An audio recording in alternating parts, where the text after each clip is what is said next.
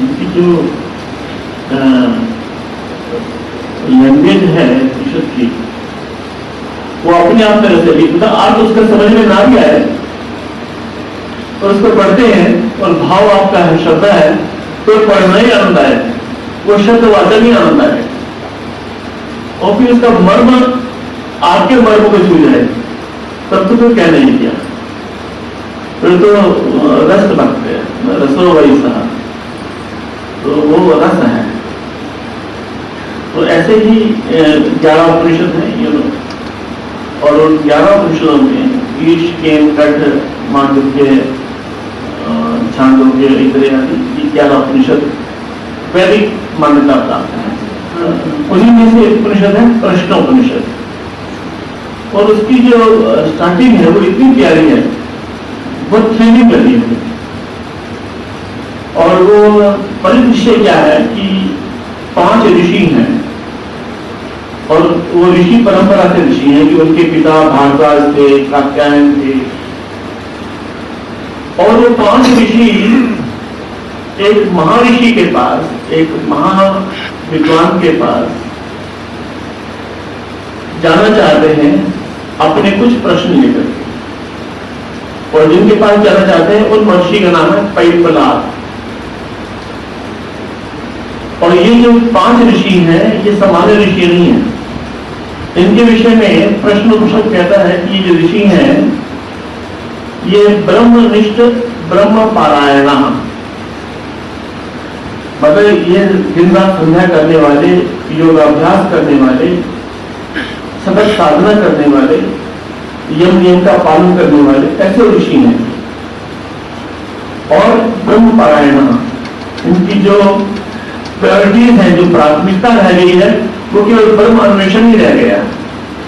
ब्रह्मनिष्ठा ब्रह्म पारायण ब्रह्म अन्वेषमाणा, ऐसे ही 5 ऋषि पैपलाद के पास जाते हैं, और इस जिज्ञासा से, इस भाव से, ये जो पैपलाद है जो हम नहीं जानते वो ये हमें बताएगा, क्योंकि साधना करते करते तो अभी बहुत समय हो गया, किंतु जो इच्छा थी, जो आकांक्षा थी, जो मन की तृप्ति है वो अभी नहीं हुई है। इसलिए पैपलाद के पास चलते, ऐसा निर्णय करके वो ऋषि पैपलाद के पास जाते हैं। समित प्राणायाम, इसका मैं अभी व्याख्या करूंगा, समित प्राणायाम क्या है। तो पैपलाद के पास पहुंचते हैं और अपना निवेदन करते हैं कि हमें ये प्रश्न है, ये जिज्ञासा है। पैपलाद बड़ी गंभीरता से उनके प्रश्नों को सुनते हैं, और फिर उन 5 ऋषियों को कहते हैं, ऐसा है भाई, तुम तपस्वी हो, तुम साधक हो, तुम ब्रह्मनिष्ठ हो, तुम विद्वान हो, भूया एव, फिर भी ये सब कुछ ऑलरेडी क्वालिटीज आपके पास हैं, फिर भी ऐसा करो, 1 वर्ष तक श्रद्धा पूर्वक ब्रह्मचर्य का पालन करो, तब करो, मैं भी करता हूं, और 1 वर्ष के बाद तुम मेरे पास आना, और फिर यही यथा कामम प्रश्नान पृच्छता, फिर यही प्रश्न मुझसे जो कर रहे हो, फिर 1 साल बाद मुझसे पूछना। यदि हा विज्ञास्यामा, यदि मुझे आते होंगे उत्तर, then I will tell you, I will respond। और मुझे नहीं आते होंगे तो I will put my hand together, मैं क्षमा मांगूंगा। ये हमारे शिक्षा की पराकाष्ठा नहीं है।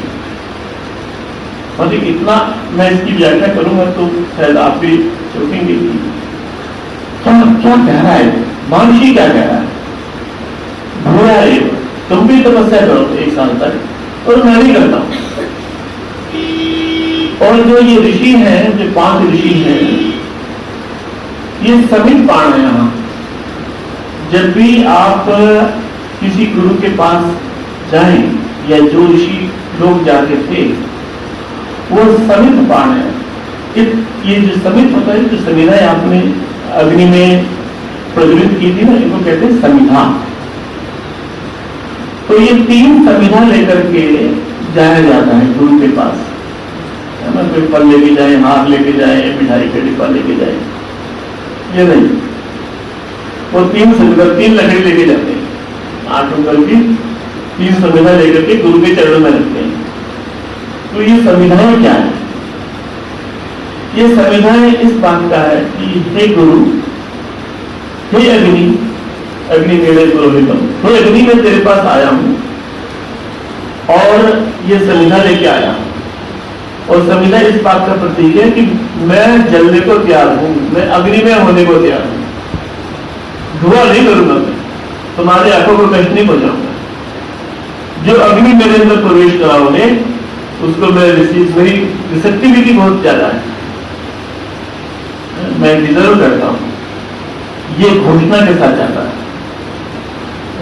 और गुरु इधर उनको पास कर देता है, उसको क्वालिफाई कर देता है, उसको उत्तीर्ण कर देता है। तो देखा आपने, जब आपने हवन किया तो समिधा का क्या क्या क्रम रहता है? समिधा का क्रम ये रहता है कि जब समिधा आपने शुरू में रखी थी तो कृष्ण वर्णीय थी, फिर उसके अंदर अग्नि का प्रवेश कराया गया, फिर क्या हो गई? वो लाल हो गई, रक्तवर्णीय हो गई, और उसके बाद फिर वो श्वेत हो गई। कृष्ण तमोगुण का प्रतीक है, अज्ञानता का प्रतीक है, रक्त रजोगुण का प्रतीक है, और श्वेत सत्वगुण का प्रतीक है। अर्थात अभी अज्ञानता थी, जब गुरु के पास गया था अज्ञानता का बोध था उसको, क्योंकि अज्ञानता का बोध होना भी अपने आप में एक बहुत बड़ी बात है। तो वो एक आता है कि यदा यदा किंचित योगम विभा इव मदांधा समभवम, जब मैं कुछ नहीं जानता था तब मुझे ऐसा लगता था कि मैं सब कुछ जानता हूं। जिसको ऐसा लगता है कि वो सब कुछ जानता है तो समझो कि वो कुछ नहीं जानता है।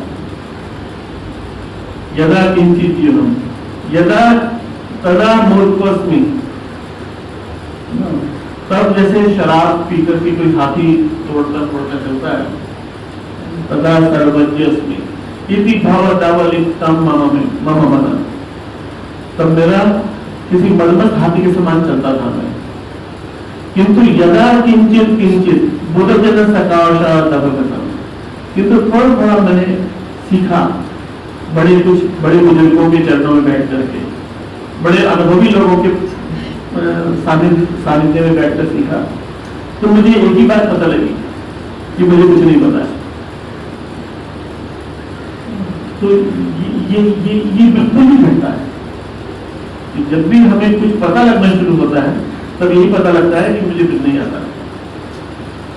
तदा मूर्खोस्मि, तब ये पता लगा कि मैं मूर्ख हूं अभी। और ज्वर एवं मदों में विफलता, और पता लगने का एक ही लक्षण है। वो लक्षण क्या है? ये जो बिना मतलब का अहंकार होता है ना, बिना मतलब का बोझ है वो, मुझे समझ नहीं आता।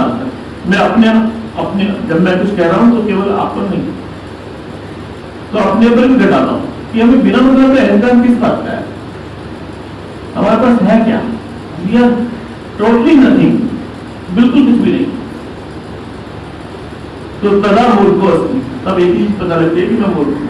और ज्वर जैसे पुणे खाकर मलेरिया दूर हो जाता है, ऐसा जो मुझे बुखार चढ़ा हुआ था अहंकार का, वो भी दूर हो गया। तो वो पहले कृष्ण होती है संविधा, और फिर वो लाल होती है, और फिर बाद में सफेद हो जाता है, सत्वगुण प्रकट हो जाता है। तो ये परंपरा रही है। तो इस प्रकार से वो 5 ऋषि पैपलाद के पास संविधा लेकर के जाते हैं। और वो ऋषि क्या कहता है, पैपलाद क्या कहता है? यद्यपि तुम आए हो, पर अभी मुझे लगता है कुछ कमी बात है। अभी पात्रता में जो डेंसिटी चाहिए, जो रिसेप्टिविटी चाहिए, वो शायद मुझे लगता है ऐसा। इसलिए वर्ष यावत संवत्सरम संवत्स्यथ, 1 साल तक तुम तपस्या करो, न केवल तुम, मैं भी करता हूं।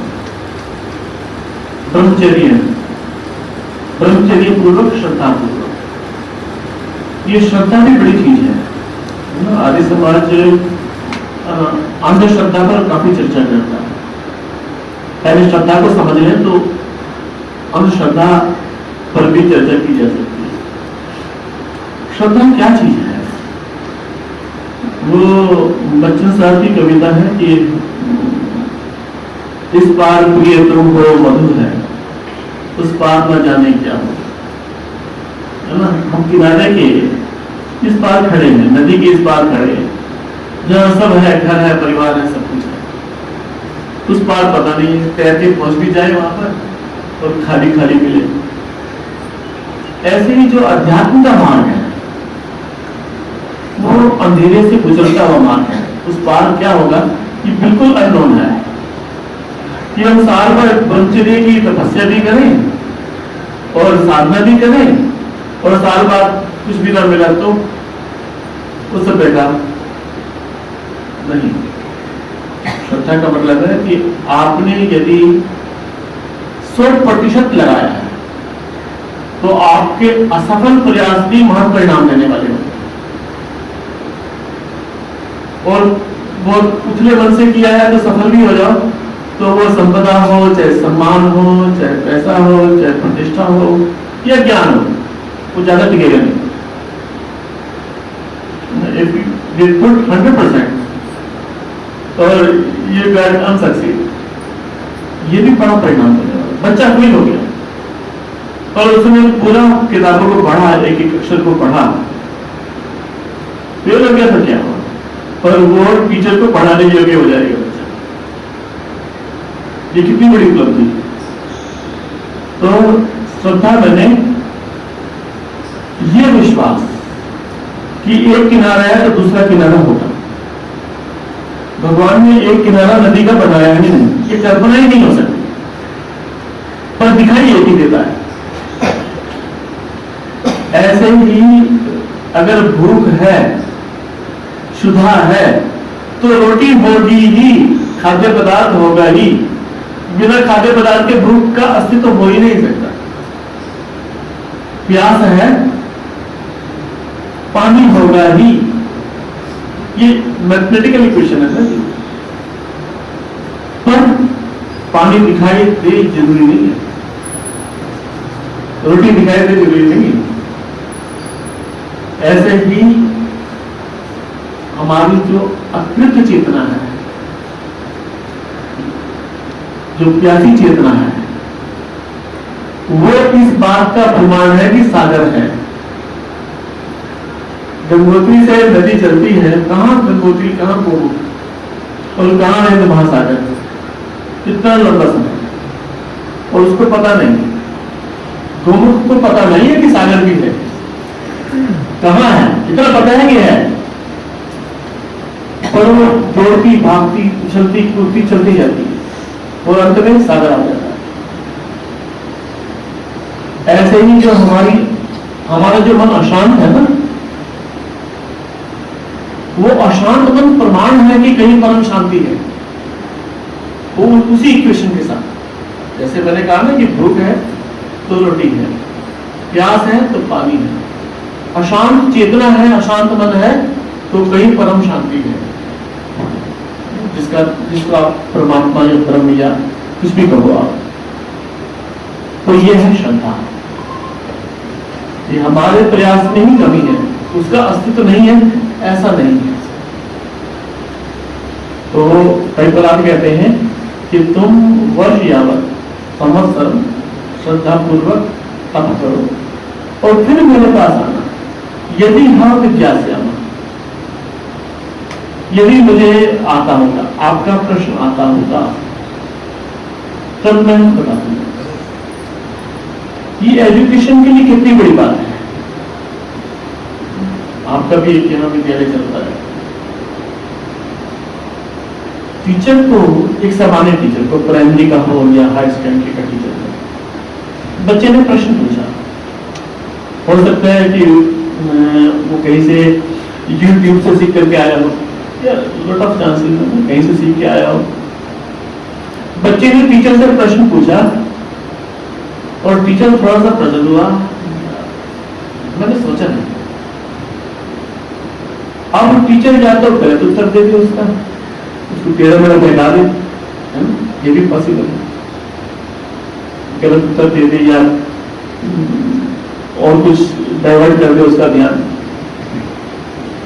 पर सबसे उत्तम संभावना, सबसे उत्तम बात तो यह है कि बेटा आज मुझे नहीं पता है, मैं कल खोज करके बताऊंगा, अगर आता हो तो बता दूंगा, नहीं आएगा तो तुझसे ही पूछूंगा।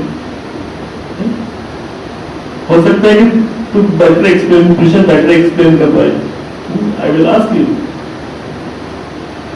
तो ये बहुत बड़ी गुणवत्ता है अध्यापन की, वो विनम्रता। महर्षि पतंजलि एक ग्रंथ है व्याकरण का महाभाष्य, जैसे काशिका, महाभाष्य जिनको पता हो, तो उसमें पतंजलि कहते हैं कि आचार्य सुहृद भूत्वा इदम अन्वाचष्टे। आचार्य मित्र होकर के ज्ञान देता है, बॉस होकर के नहीं देता है। अगर अध्यापक बॉस है तो कम्युनिकेशन संभावित है ही नहीं। अगर बच्चा स्टूडेंट टीचर से डरता है तो विद्या का आदान प्रदान हो ही नहीं सकता। अभी जो विद्यालय है, अभी थोड़ा सा गवर्नमेंट जागरूक हुई है, गवर्नमेंट के जागरूक हुई है, उसको विदेशी आया है। विदेशी क्या आया है कि वहां पर अमेरिका में सिखाया जाता है, एक नंबर रटाया जाता है बच्चे को, 911। 911 का मतलब होता है कि अगर तुम्हारी टीचर तुम्हें मारे, स्कॉल्ड करे, इवन तुम्हें सताए, तो तुम्हें बच्चे को क्या करना है, 911 घुमाना है, और call will be there in 10 minutes. Police वहां पर 10 मिनट में आ जाएगी। न केवल टीचर, अगर माता पिता भी बच्चे को धमकाते कराते हैं या कुछ करते हैं तो वो माता पिता को भी पकड़ के ले जाएंगे। मतलब ऐसा उसको सजा नहीं देंगे, बोलेगा तुम बच्चे को नहीं संभाल सकते हो तो फिर गवर्नमेंट संभालेगी, ऐसा वो कहते हैं। तो वो एक प्रभाव हुआ है कि बच्चे को, पर मैं इसके बहुत पक्ष में नहीं हूं इसके, क्योंकि कई बार आरएम भी करना पड़ता। महर्षि दयानंद तो इसके पक्ष में घड़े को अंदर से हाथ लगाना है और बाहर से इसको पीट करके देखना है। आर्ष विधि यही, वो अंदर कोमल हाथ, आपका कोमलता प्रदान करने वाला हाथ हो और बाहर से इसको मैनेज करें, यही अच्छी विधि है। किंतु सुहृद भूत्वा इदम अन्वाचष्टे, आचार्यों के पास बड़ा अच्छा कोमल मन होना चाहिए। और संस्कार विधि में एक उपनयन संस्कार, आप सब जानते हैं उपनयन संस्कार होता है। उपनयन संस्कार में ऋषि कहते हैं कि जीव पुत्रो मम आचार्य, मेरा जो टीचर हो ना वो ऐसा होना चाहिए जिसकी संतान हो, जीवित संतान हो। क्योंकि जीवित संतान वाले पिता को, जीवित संतान वाली माता को पता होता है कि दर्द क्या होता है, पीड़ा क्या होती है। वो ब्रह्मचारी अध्यापक के पक्ष में नहीं है, संस्कार विधि की बात कर रहा हूं। क्योंकि जो बच्चों से युक्त माता पिता होते हैं वो सकरुण होते हैं, उनके पास करुणा होती है, पर कैपिटलिज्म में कुछ भी हो सकता है। और ऋषि का ये सुझाव है, तो ये एक बहुत बड़ी बात है कि मुझे यदि नहीं आता है, यदि हाँ फिर कैसे आना, यदि मुझे आता है तो मैं बताऊंगा, और नहीं आता है तो नहीं बता पाऊंगा। जीवन में सब कुछ का पता होना। मैंने पूछा से कि ये इक्वेशन क्या उत्तर होगा, मान लो कोई पूछा कि a+b इसका होल स्क्वायर क्या होगा, आई डोंट नो, बेशक उसको पता होगा, आई डोंट नो कहने की हिम्मत होनी चाहिए। मैं सब कुछ पता है, मुझे इसका दावा किसी को भी नहीं करना चाहिए। ये जो दावा करता है कि सब कुछ पता है वो बेसिकली रॉन्ग है। ये पेन आप देख रहे हैं, आपको पूरा दिखाई दे रहा है? पूछना दिखाई दे रहा है? पूरा दिखाई दे रहा है? माता जी पेन आपको भी दिखाई दे रहा है? ग्लासेस काम करते हैं आपके ठीक करके? ये पूरा दिखाई दे रहा है? हाँ जी, सॉरी, वेरी गुड। आपको पेन का केवल एक हिस्सा ही दिखाई दे रहा है और आप ये क्लेम करें कि आपको पूरा दिखाई दे रहा है। ये वाला पूरा हिस्सा कहाँ आपको दिखाई दे रहा है? ये कहाँ दिखाई दे रहा है इसका, और ये कहाँ दिखाई दे रहा है ये वाला? ये जो ज्ञान है कि आप पूरा देख ही नहीं सकते, पूरा जान ही नहीं सकते, केवल कुछ परसेंट ही आप जानते हो और क्लेम करते हो कि आप पूरा जानते हो। ये जो घर में इश्यूज पैदा होते हैं ना, जो घर में बिना मतलब के झगड़े पैदा होते हैं, उसमें एक कारण बहुत बड़ा ये भी कारण है कि जानते हैं बहुत थोड़ा सा है और क्लेम करते हैं कि मेरे से बड़ा महाज्ञानी क्यों नहीं? क्यों नहीं? क्योंकि मैं आर्य समाजी हूं। आर्य समाजी को बहुत अत्यंत विनम्र होना चाहिए, चाहे आचार्य भी क्यों ना हो, क्योंकि हम केवल एक ही पक्ष जानते हैं, किसी भी ज्ञान का, किसी भी पक्ष का। अगर संसार में केवल भोजन के संबंध में लो या घर के पैसे के मामले हो या रिश्तेदारियों के मामले हो, और भी कई तरह के इश्यूज होते हैं घर में, पर उसका हम एक टुकड़ा ही जानते हैं, बहुत सारा टुकड़ा हम नहीं जानते। तो जो हम नहीं जानते हैं, किस चीज का ज्ञान विनम्रता पैदा करता है, हार्मनी पैदा करता है, सीखने की भावना पैदा करता है, ये एक स्पेस पैदा करता है कि भाई मैं भी गलत हो सकता हूं, मैं भी गलत हो सकता हूं। जब ये भाव होता है तो फिर वो चिल्लाना नहीं, चाहे पत्नी हो चाहे पति हो। फिर आओ बैठ करके बात करते हैं, तब जो पक्ष बनता है आओ बैठ करके बात करते हैं, तुम मेरा ज्ञान बढ़ा, मैं तेरा ज्ञान बढ़ा दूं। ऐसा ऐसा पत्नी पति कहेगा, ये तू मुझे सिखा, मैं तुझे सिखाता हूं। भाई मैं तो सब सिखा रहा हूं, मुझे अब सीखने की जरूरत है। तो ये दावा कि मुझे सब पता है, ये केवल अज्ञानता का ही प्रतीक है। यहां पर बहुत सारे करोड़ों व्यक्ति बैठे हैं, मेरा बहुत निवेदन है, उनसे निवेदन है कि जैसे जैसे हमारी आयु बढ़ती है, हमें और विनम्र होना चाहिए और रसीला होना चाहिए। ये लिखा है ना, कभी ऐसा लगेगा कि मंत्र किसी ने बहुत सुंदर लिखा है, पुष्टि वर्धनम उर्वारुकमेव। ये दो ही चीजों को बताता है, सुगंधिम पुष्टि वर्धनम, कि जैसे जैसे आप परिपक्व हो, जैसे जैसे मैच्योर हो, आपके अंदर दो चीजें बढ़नी चाहिए, सुगंध बढ़नी चाहिए। बच्चे आपसे भाग रहे हैं ना, क्या यार ये ग्रैंडपा है, इसको कुछ नहीं आता है, बस बस बस बस बस बस दिमाग खा जाएगा। अगर बच्चे ऐसा कर रहे हैं, भाग रहे हैं, तो सुगंधी पैदा नहीं हुई है, अगर रस पैदा नहीं हुआ है, तो उस रस को पैदा करना। ये जो घर में भी थोड़ा सा, जैसे नई नई पत्नियां आती हैं, बहुएं आती हैं, तो वो कहती हैं कि चलो कहीं अलग रहते हैं,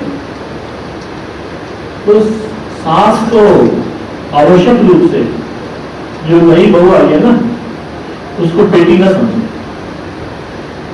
ये बेटी में भी, माँ बेटी में भी थोड़ा सा डिस्टेंस रहता है, उसको आवश्यक रूप से पहले दिन से ही अपनी सहेली बना ले कि भाई मैं तेरी माँ नहीं हूं, तू मेरी बेटी नहीं है, हम दोनों फ्रेंड्स हैं, है ना। तू हमारे घर के पड़ोस में 3 घर इधर है और 3 घर इधर है, तुम 3 घर में जाइए और मैं 3 घर में जाएंगे और पता करके आएंगे, फिर बैठ कर चुगली किया करेंगे दोनों की।